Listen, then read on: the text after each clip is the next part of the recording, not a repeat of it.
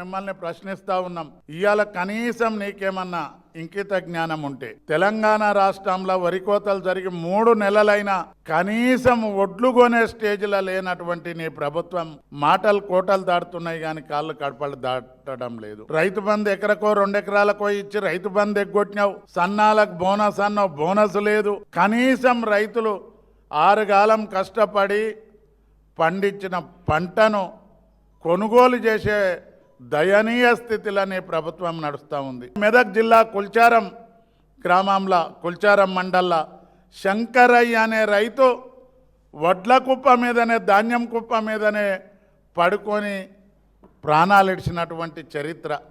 ఒకసారి ముఖ్యమంత్రి గారు ఎద్దేడ్చిన వ్యవసాయం, రైతేడ్చిన రాజ్యం బాగుపడదనే విషయాన్ని మీరు ఒకసారి గమనించాలి.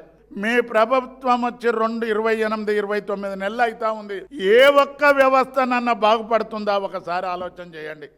రైతుల పరిస్థితి, పండించిన పంట అమ్ముకోలేక ఆత్మహత్యలు, విద్యార్థులకు ఫీజు రియంబర్స్మెంట్ల లేక అవస్థలు, హాస్పిటల్లో వైద్యం లేక అవస్థలు, ఏ రిటైర్డ్ అయినా దాచుకున్న డబ్బులు ఇవ్వలేకపోతే వాళ్ళు ఆత్మహత్యలు. ప్రజలు తిరగబడే రోజులు వచ్చినాయి. అన్ని వ్యవస్థలు కూడా నీ పాలనను తుదముట్టించడానికి నడుము కడుతుర్రు అనే విషయాన్ని ఆలోచన చేసుకోవాలి.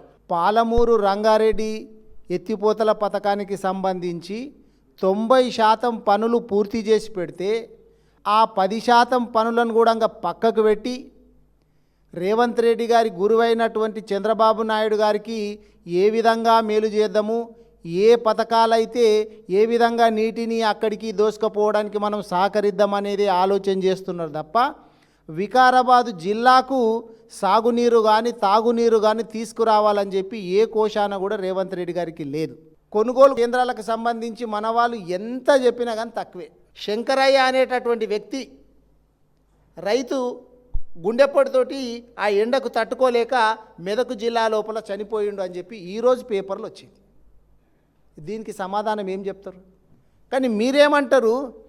80% కొనుగోళ్ళు అంతా అయిపోయినాయి, వికారాబాద్ జిల్లానే తీసుకుందాం, వేరే జిల్లా ఎందుకు?